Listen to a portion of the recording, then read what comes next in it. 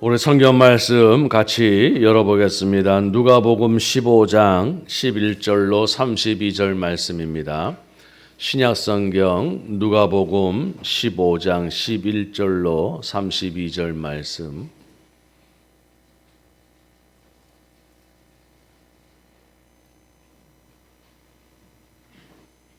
우리 다 찾으셨으면 저와 여러분이 한 절씩 교독을 하겠습니다.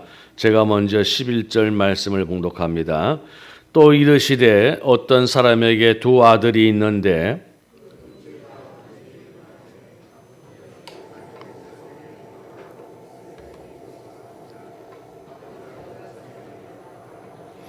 그 후 며칠이 안 되어 둘째 아들이 재물을 다 모아 가지고 먼 나라에 가 거기서 허랑방탕하여 그 재산을 낭비하였더니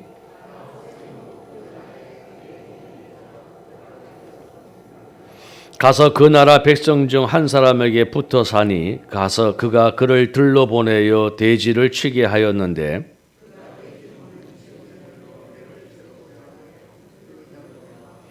이에 스스로 돌이켜 이르되 내 아버지에게는 양식이 풍족한 품꾼이 얼마나 많은가 나는 여기서 줄여 죽는구나.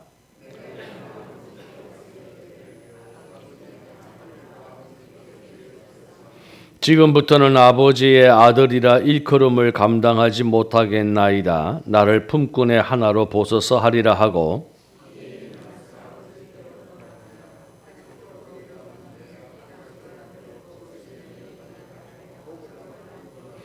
아들이 이르되 아버지 내가 하늘과 아버지께 죄를 지었사오니 지금부터는 아버지의 아들이라 일컬음을 감당하지 못하겠나이다 하나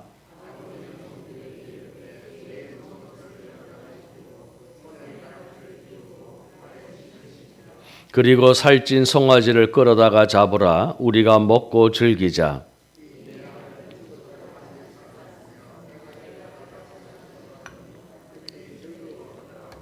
맏아들은 밭에 있다가 돌아와 집에 가까이 왔을 때에 풍악과 춤추는 소리를 듣고 대답하되 당신의 동생이 돌아왔음에 당신의 아버지가 건강한 그를 다시 맞이들게 됨으로 인하여 살찐 송아지를 잡았나이다 하니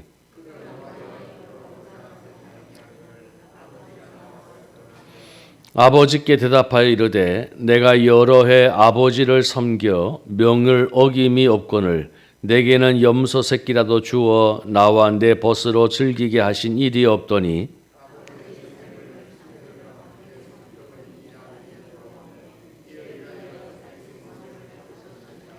아버지가 이르되 이에 너는 항상 나와 함께 있으니 내 것이 다 네 것이로되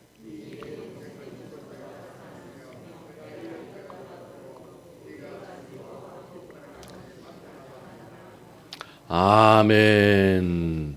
오늘 우리가 함께 봉독한 말씀이 포함되어져 있는 이 누가복음 15장을 보게 되어지면 예수님께서 세 가지의 비유로 말씀하고 계시는 것을 우리가 보게 되어집니다.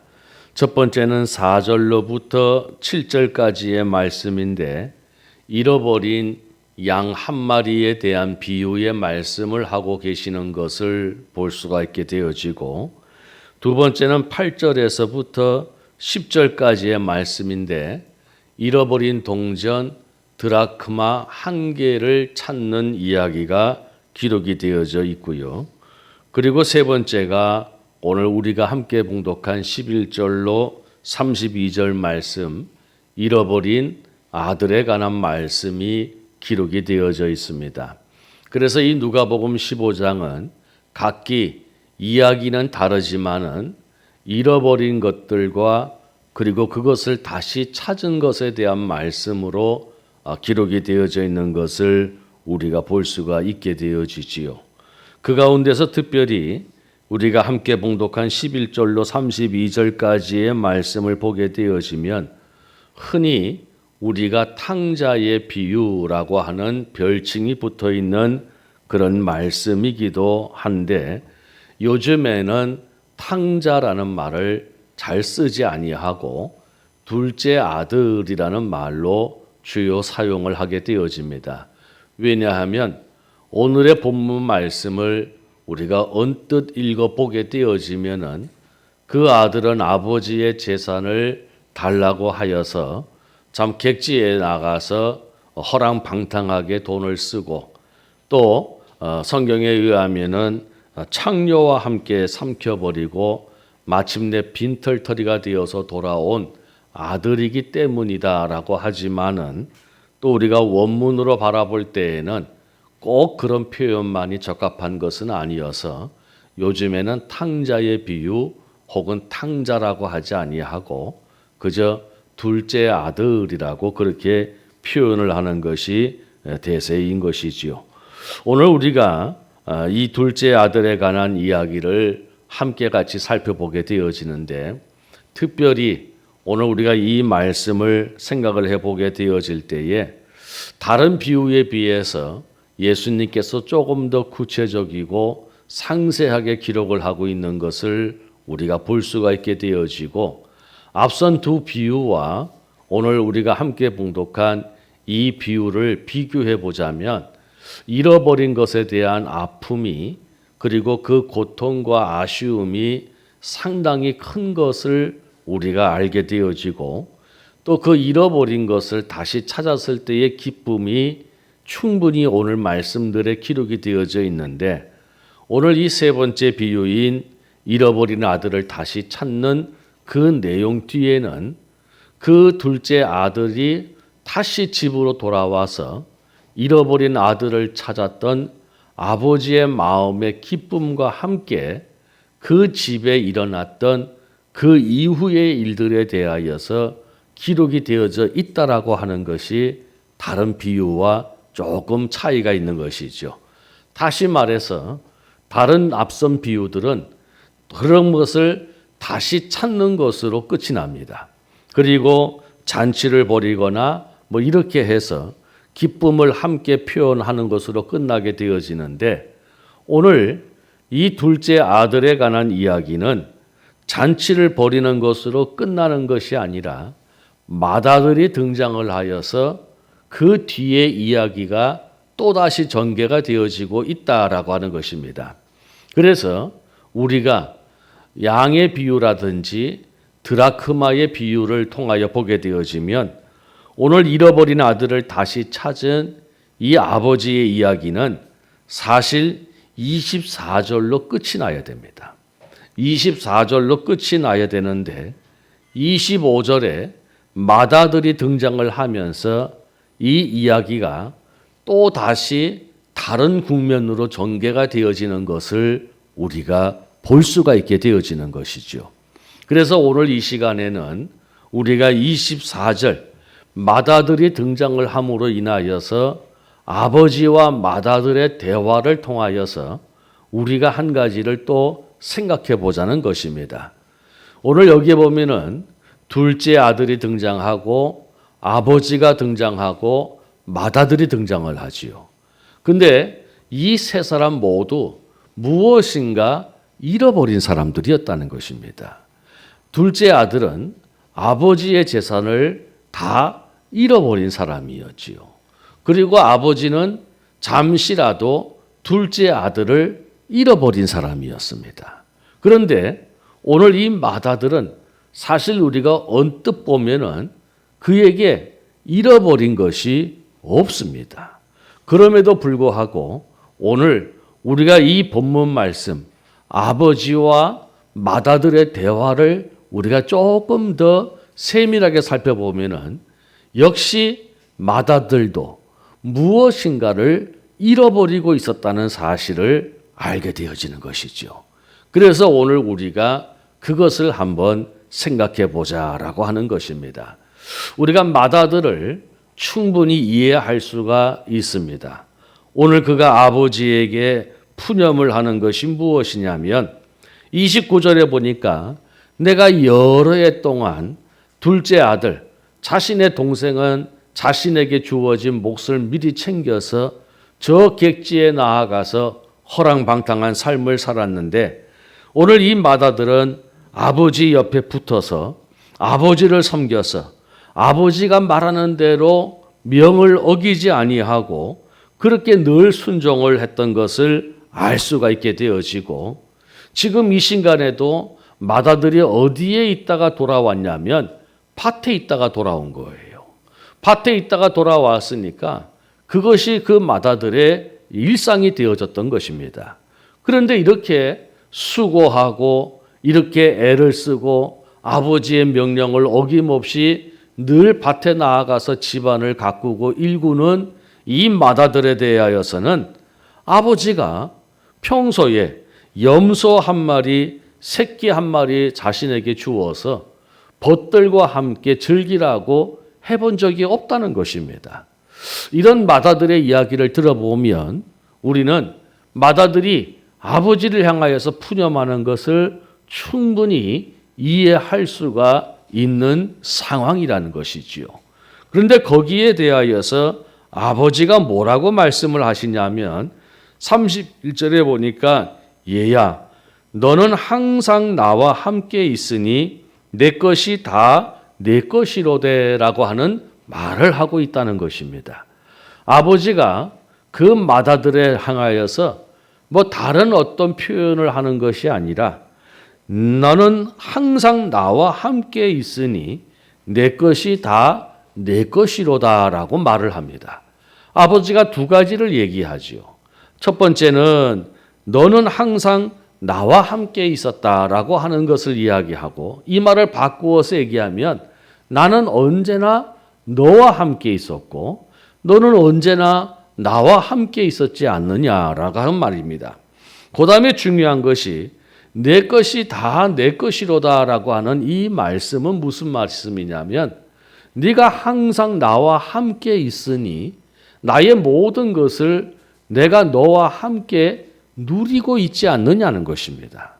아버지가 사용하는 모든 것들을 네가 사용할 수 있었고, 아버지가 먹는 음식을 네가 먹을 수 있었고, 아버지가 부리는 종들을 너도 부릴 수가 있었고, 아버지가 함께 함으로 말미암아서 아버지가 누리는 모든 것들을 너도 함께 누리고 있었지 아니하느냐라고 하는 그 말씀입니다. 그런데 네 동생은 밖에 나아가서 아버지와 함께 있지 아니함으로 말미암아 아버지로부터 누릴 수 있는 것을 누리지 못하였다가 다시 돌아와서 아버지와 함께 있음으로 말미암아 아버지의 것을 누릴 수 있으니 그것이 감사하고 기뻐하고 즐거운 것이 아니냐라고 말씀을 하고 있다는 것입니다. 그러니까 오늘 사실 이 잃어버린 아들에 대한 결론은 24절 잃어버린 것을 도로 찾았다라고 하는 것의 결론보다도 오늘 주님께서 이 비유를 통하여서 마지막으로 하고 싶었던 결론은 바로 31절과 32절 말씀이라는 것입니다. 둘째 아들을 통하여서 잃어버린 것을 다시 찾은 기쁨에 대하여서 말씀을 하셨더라면, 이제는 맏아들을 통하여서 함께 하였을 때, 아버지와 함께 하였을 때에 누릴 수 있는 것에 대한 말씀을 하고 있더라는 것입니다. 그래서 관점을 바꿔버리시는 것이지요. 둘째 아들은 집을 나갔다가 다시 돌아오는 것, 그리고 아버지 입장에서는 잃어버렸었던 아들을 다시 찾는 기쁨으로 말씀을 이어가신다면, 오늘 이 맏아들의 이야기를 다시 시작하시면서 오늘 주님께서는 우리에게 아버지와 항상 함께 있는 것, 오늘 그것이 어떤 의미인지를 말씀하고 계시더라는 것입니다. 그래서 잃어버린 것이 단순히 잃어버린 것이 아니라 이 둘째 아들이 잃어버린 것은 재산이 아니라는 것입니다. 언뜻 보면은 아버지로부터 자신에게 주어질 몫을 미리 챙겨서 나아가서 그 재산을 다 허비하고 돌아왔으므로 우리가 생각할 때는 재산을 잃어버린 둘째 아들이라고 생각을 하지만은 오늘 이 31절과 32절의 말씀을 놓고 보면은 둘째 아들이 실제적으로 잃어버린 것은 무엇이냐면 아버지와 함께하지 못했던 시간들이었다는 것입니다. 아버지와 함께하지 못하였으므로 말미암아 그 아버지와 함께 누릴 수 있는 것들을 누리지 못하였던 것이 둘째 아들이 잃어버린 가장 중요한 것들이었다는 것이지요. 그냥 겉으로 보기에는, 외형적으로 보기에는 재산을 잃어버린 아들이었습니다. 그러나 오늘 주님께서 마지막 부분에 하시고자 하시는 말씀, 그 둘째 아들이 진짜 잃어버린 것은 재산보다도 아버지와 함께하지 못했던 시간들이었다는 것입니다. 아버지와 함께하지 못했던 시간이 왜 안타까웠냐면 아버지와 함께하는 시간 동안에는 아버지의 것을 함께 누릴 수 있었기 때문이라는 것이지요. 그래서 둘째 아들은 아버지와 함께하지 못했던 그 시간의 잃어버림을 안타까워하는 것입니다. 반면에 이 첫째 아들은 아버지와 함께했습니다. 아버지와 함께했지만은 그런데 그런 아버지와 함께하였고 아버지의 것을 누리며 살아왔는데 그가 미처 알지 못했던 것이 있었습니다.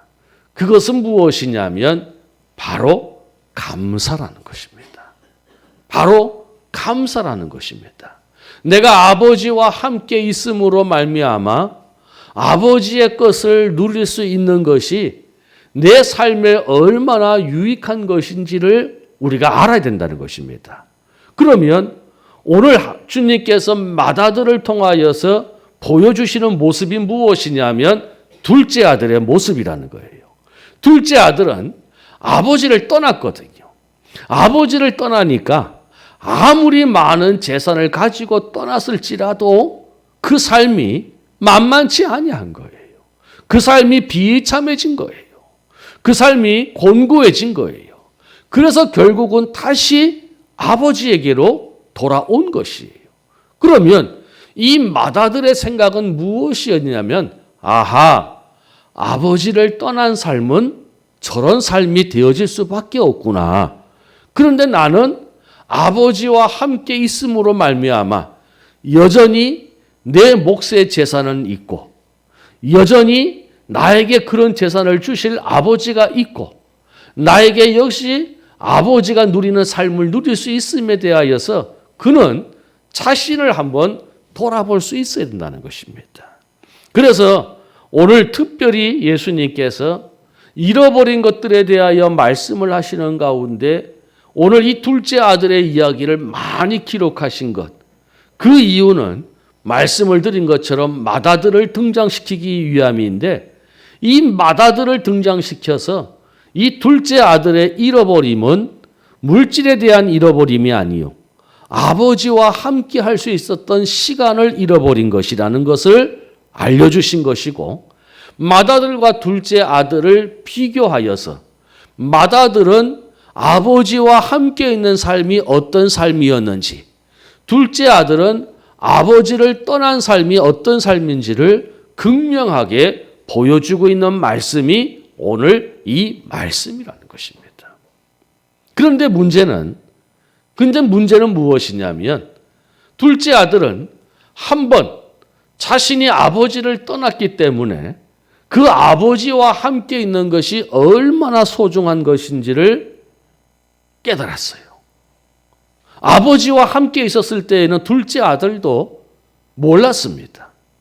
그는 돈을 가지고 세상에 나아가면 아버지와 함께 있는 것보다 훨씬 나은 삶을 살 수 있을 것이라고 자신했겠지요. 그러니 자기 몫으로 되어져 있는 재산을 미리 달라라고 이야기를 했겠지요.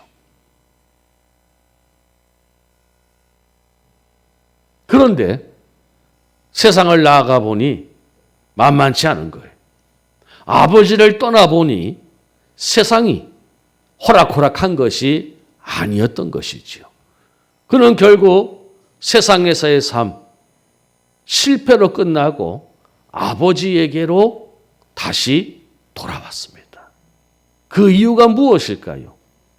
아무리 내가 만만한 준비를 하고 세상을 나아갔을지라도 아버지를 떠나니 그 삶이 수월하지 않더라는 것입니다. 결국 내가 안정된 삶을 살아갈 수 있는 곳은 아버지의 집이라는 것을 알게 되어진 것이지요. 그래서 그는 아버지의 집으로 왔습니다. 아버지의 집으로 왔습니다. 아버지의 집으로 와서 그가 아들의 지위를 다시 회복시키고자 하는 것이 아니었습니다. 그저 아버지의 품꾼으로 있는 것이, 아버지의 품꾼으로 있는 것이 세상에서 사는 것보다 훨씬 더 낫다라고 생각을 했기에 아버지께서 나를 품꾼으로 받아주시더라도 나는 아버지의 집으로 가겠다라고 하고 온 것입니다. 근데 이 사실을, 이런 것을 전혀 알지 못한 채로 살아갔던 사람이 맏아들이었다는 것입니다. 어쩌면은 맏아들과 둘째 아들이 함께 집에 있었을 때에는 둘째 아들도 아버지 집에 좋은 것을 알지 못하였을 거예요. 아버지가 함께 하고 있다는 것, 아버지와 함께 할 수 있다는 것이 얼마나 좋은 것인지를 알지 못했을 거예요. 그런데 둘째 아들은 아버지를 떠나보니 아버지와 함께 있는 것이 얼마나 좋은 것인지를 알게 되어졌고요. 맏아들은 아버지와 함께 있는 것이 얼마나 좋은 것인지를 알지 못하였기에 오늘 푸념하게 되어졌더라는 것입니다. 그래서 오늘 이 아버지는 맏아들에게 아주 속에 있는 진솔된 말을 하지요. 얘야, 네가 나와 함께 있어. 나의 모든 것을 네가 함께 누리고 있으니 내 것이 다 네 것이 아니더냐라고 말입니다. 그 뒤에 맏아들의 반응이 어떻게 되어질는지는 성경에 말씀이 기록이 되어져 있질 않아요. 우리가 조금 성경에 맏아들이 아버지의 말씀을 듣고 아버지 옳소이다. 아버지의 것이 다 내 것이오니 아버지 원대로 하옵소서. 이렇게 말씀이 끝나면 좀 좋겠는데 오늘 아버지가 얘기한 것으로 끝나버려요. 무엇인가 이야기를 하다가 말아버린 그런 기분인 거예요. 우리는 이런 것을 열린 결말이라고 이야기합니다. 열린 결말. 결론을 열어놓았다는 거예요. 이 말은 무엇이냐면 예수님께서 의도적으로 하신 거예요. 예수님께서 의도적으로. 무엇을 의도적으로 하셨냐면 결론은 그 다음 글은 여러분들이 쓰라는 거예요. 그 다음 글은. 여러분 같으면 여러분이 맏아들이라면 어찌하겠느냐는 거예요. 어찌하겠느냐는 것입니다. 만약에 내가 맏아들이라면 오늘 예수님께서 하신 아버지의 말씀을 듣고 그 다음 33절에 내가 이제 대답을 할 차례인데 내가 어떤 내용으로 대답을 하겠느냐는 것입니다. 여러분 한번 생각해 보시기 바랍니다. 제가 읽습니다. 아버지가 이르되 예 너는 항상 나와 함께 있으니 내 것이 다 내 것이로되 이 내 동생은 죽었다가 살아났으며 내가 잃었다가 얻었기로 우리가 즐거워하고 기뻐하는 것이 마땅하다 하니라. 33절 여러분들이 읽으시기 바랍니다. 여러분이 맏아들이 돼서 읽으시기 바랍니다. 네? 뭐라고 읽겠습니까? 맏아들이 이르되 그래도 나는 아버지를 이해하지 못하겠나이다.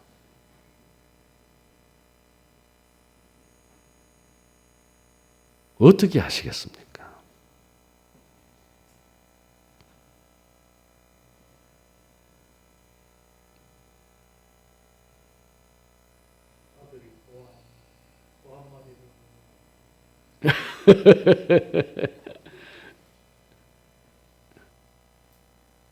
좋죠.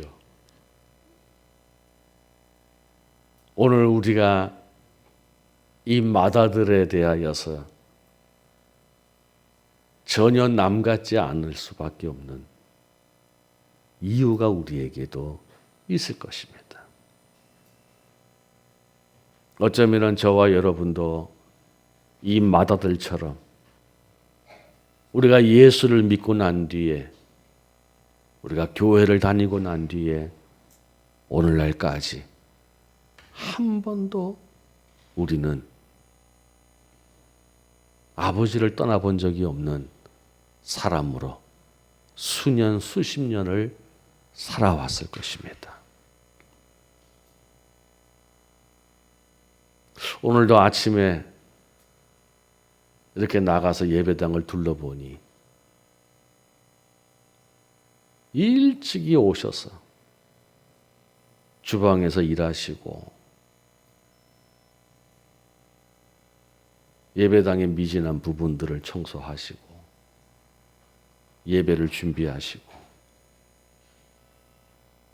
9시 전에 나와서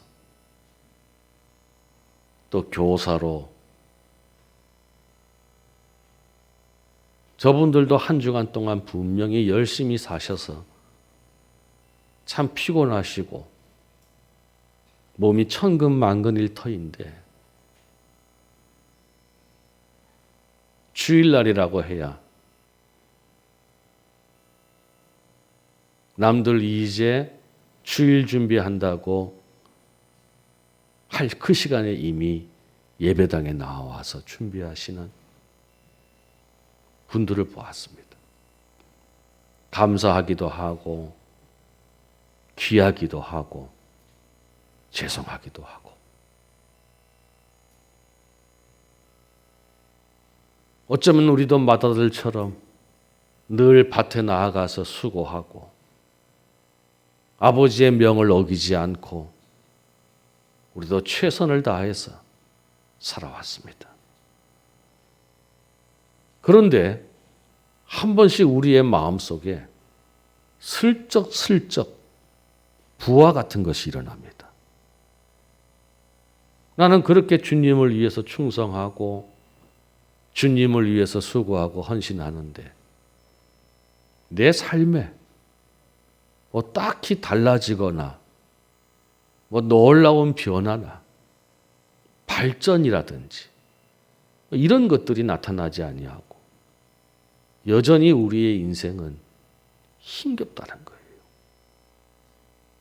그런데 또 주변을 돌아보면 뭐 어떤 사람들은 우리만큼 하지도 않는데 뭐 대충 교회를 다니는 것 같고 설렁설렁 예수를 믿는 것 같기도 한데 그 사람들은 뭔가 좋은 일도 생기고 뭔가 잘 되고 뭐가 형통하고 뭐가 순적하고 나는 죽어라고 예수를 믿는데 혼자서 뭐 이게 싸워야 되고 누구는 설렁설렁 예수를 믿는데 뭐가 그렇고 우리도 이러한 삶들이 일어날 때가 더러 있다는 것이죠.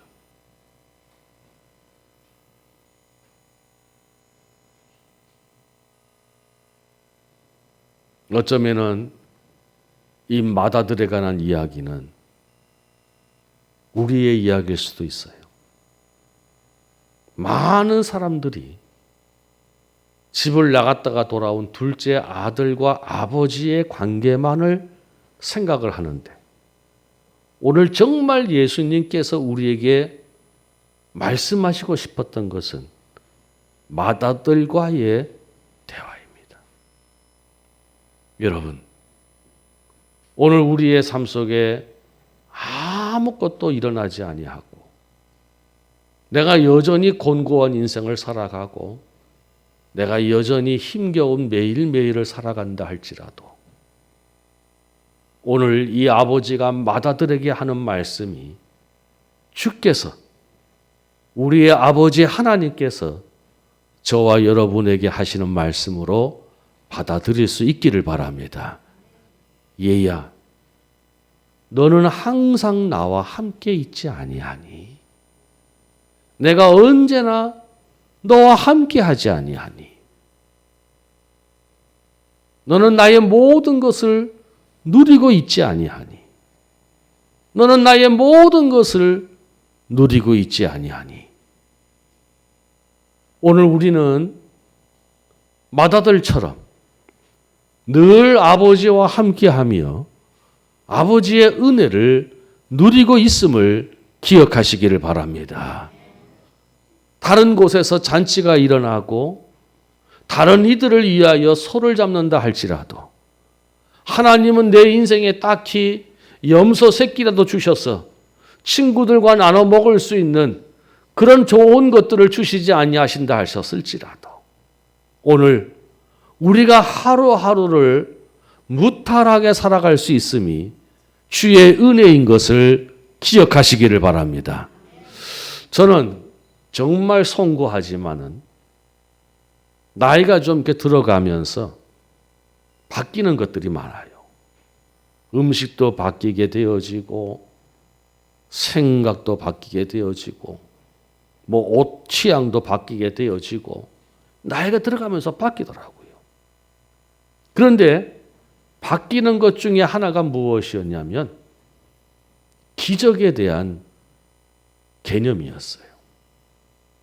저는 젊었을 때, 뭐 지금도 젊지만은 더 젊었을 때에 목회를 하면서 막 기도를 할 때 우리 성도들에게 기적을 베풀어 달라고 막 1,000만 원씩 11조 할 수 있는 기적도 베풀어 주고 막 죽었던 사람이 벌떡벌떡 일어나는 기적도 베풀어 달라고. 내가 오죽하면 내가 무슨 기도를 했냐면 하나님 본점에서 좀 지점을 도와주셔야 안 되겠습니까? 좀 누구 하나 죽을 것 같은 사람을 하나 이렇게 세워주세요. 그러면 교회가 잘 될 거 아닙니까? 뭐 이러기도 했어요. 본점에서 지점을 안 도와주니까 지점이 무너지잖아요. 막 이러고 막 그러기도 했어요. 그러면서 성도들이 기적을 체험하게 달라고. 암병도 낫게 되어지고, 뭐 가난한 사람 부유자도 되고, 월세 사는 사람들이 뭐 집 사게 해달라고 막 기도하고. 그런데 나이가 들어가면서 그 기적에 대한 개념이 바뀌어 버렸어요. 믿음이 약해진 게 아니고 개념이 바뀌어 버렸어요. 어제와 오늘이 다르지 않은 것이 기적이 되어버렸어요. 어제와 오늘이 다르지 않는 삶을 살아갈 수 있는 것이 기적이 되어져 버렸어요. 이 사건, 사고 많은 세상에서, 이 재난과 재해가 끊이지 않는 세상에서 수많은 사람들이 어처구니 없이 죽음을 당하는 이 세상에서 당황스러운 소식 들지 않고 충격적인 이야기 듣지 않고 마음 무너지는 이야기 듣지 않고 어제와 오늘이 여상한 날이라면 나는 오늘 내 인생 최고의 기적을 체험하고 있다고 생각을 합니다. 서재에 이렇게 앉아 있으면 아이들이 들어오다가 서재 문을 벌컥 열고 왔어요 이러고 들어가요. 야, 그러면 내 마음속에는 오늘도 기적이 일어났네. 저 아침에 나갔다가 저녁에 저렇게 들어오니 이 세상이 얼마나 위험하고 험악합니까? 저는 어렸을 때 우리 엄마가 늘 얘기했어요. 사람 많은 곳에 가지 말라. 사람 많은 곳은 위험하다. 항상 그 얘기했어요. 한때는 우리 유행어가 있잖아요. 이불 밖은 위험하다. 세상이 모두 위험한 세상이에요. 그런 가운데에서 하나님께서 어제와 오늘 우리에게 동일한 인생을 주신 것 감사하고 감사할 일인 줄로 믿습니다. 여러분, 기적은 다른 곳에 있지 아니하고 지난주에 만났던 여러분, 이번 주에도 만날 수 있는 것이 기적인 줄로 믿습니다. 한 주간 얼마나 위험하셨습니까? 그래도 하나님께서 우리를 지키시고 보호해 주셔서, 그래도 우리에게 생명 지켜주셔서, 그래도 우리에게 건강 주셔서, 그래도 우리에게 믿음 주셔서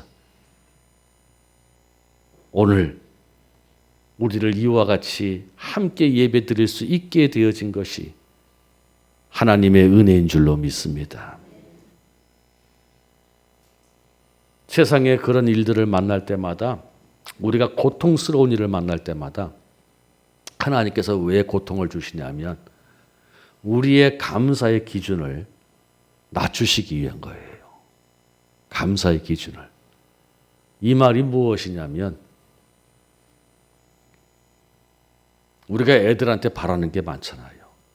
너 뭐 공부도 열심히 하고 뭐 생활도 좀 반듯하게 살아가고 뭐 술 담배도 좀 하지 말고 뭐 이런 거 좀 바라는 게 많잖아요. 그런데 한 번씩 이런 대형 사고를 보게 되어지면 우리가 조건이 뚝 떨어지죠. 어떻게 떨어져요? 예? 예.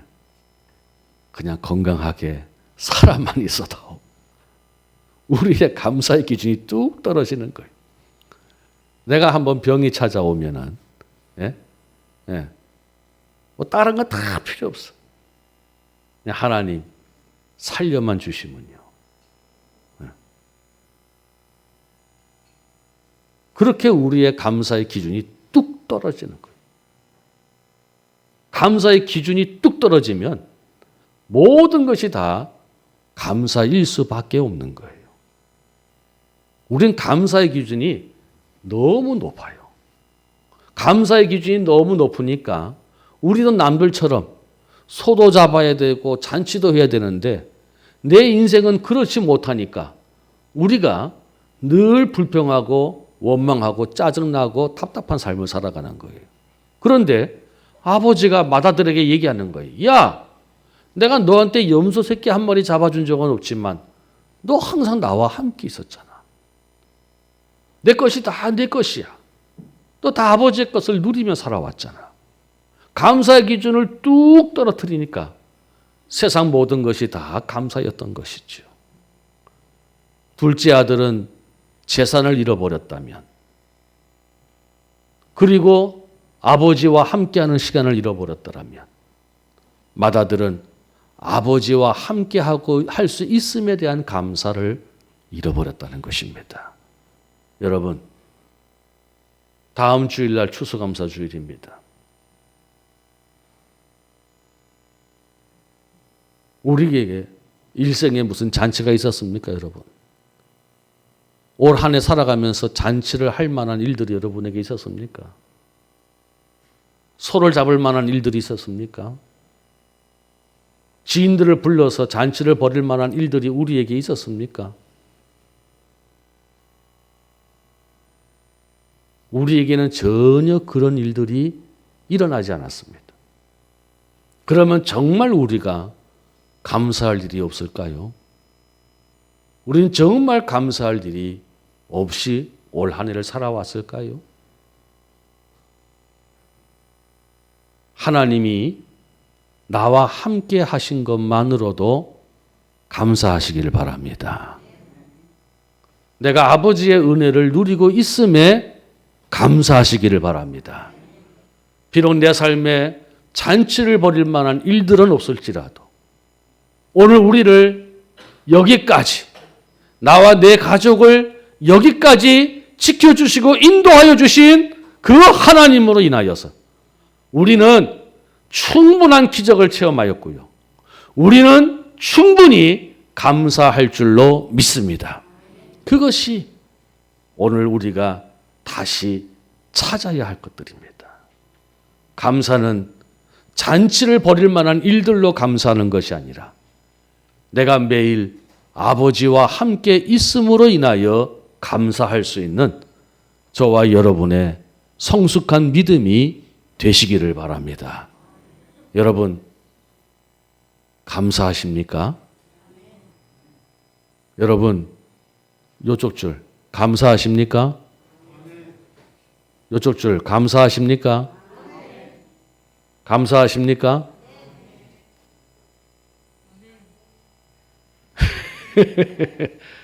우리 학생들 감사하십니까? 그 아버지가 이 아버지가 아니다.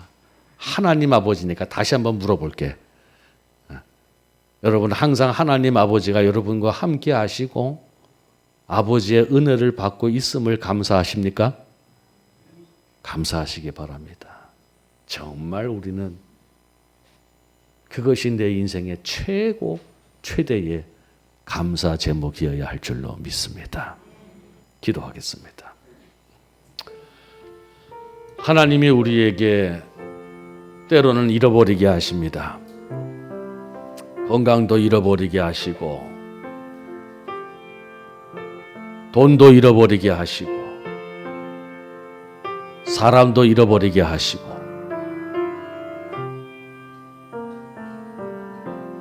우리의 직장도 잃어버리게 하십니다.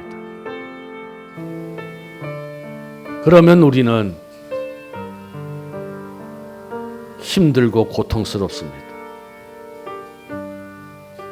그러나 그런 것보다 우리에게 더 절실한 것은 하나님과 함께 할 수 있는 그 시간과 은혜를 잃어버리는 것입니다.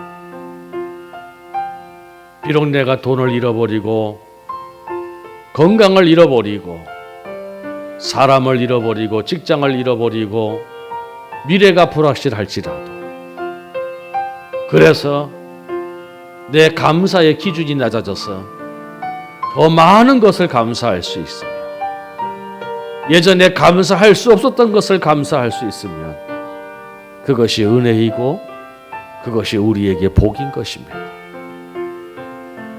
나에게 잔치할 일이 없었더라도 하나님이 나와 함께하여 주셔서 여기까지 나와 내 가정을 지켜주시고 인도하여 주신 것 충분히 감사할 일이고 최고로 감사할 일이고 정말 감사할 일입니다.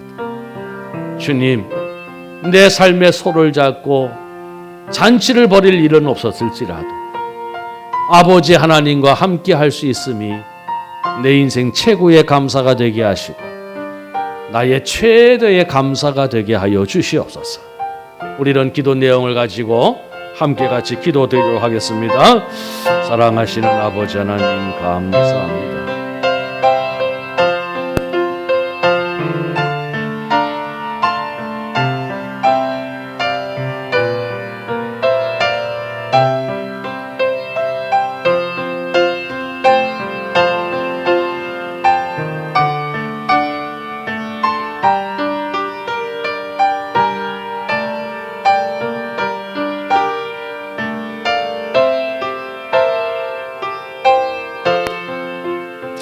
사랑하시는 하나님 감사합니다. 우리는 살아가면서 늘 마음 한켠에 왜 나는 다른 사람들처럼 소를 잡고 지인들을 초청하여 잔치를 벌일 일들을 하나님이 주시지 아니하시는가 원망도 하고 불평도 하고 내게도 그런 날이 올 수 있도록 기도도 하였습니다.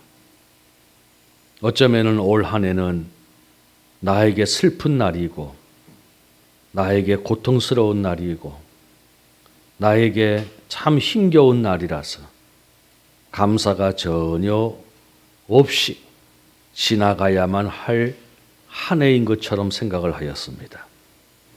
그러나 오늘 아버지와 맏아들과의 대화를 통하여서 비록 우리의 삶에 잔치는 없었을지라도 언제나 나와 함께하여 주셨던 하나님 아버지, 그의 은혜를 늘 누리고 살아가서 더 나빠지지 아니하고 더 위기가 되어지지 아니하고 더 고통스럽지 아니하게 그 상황에서도 감사할 수 있는 은혜를 베풀어 주신 하나님을 돌아보게 하심을 진심으로 감사를 드립니다.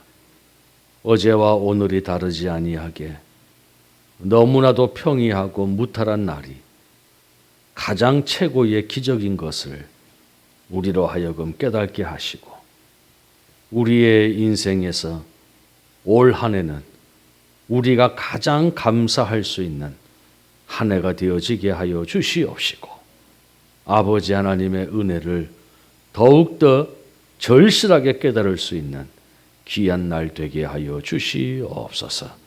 사랑하시는 하나님, 오늘도 저희들 하나님 앞에 귀한 예물을 드리는 손길들이 있습니다.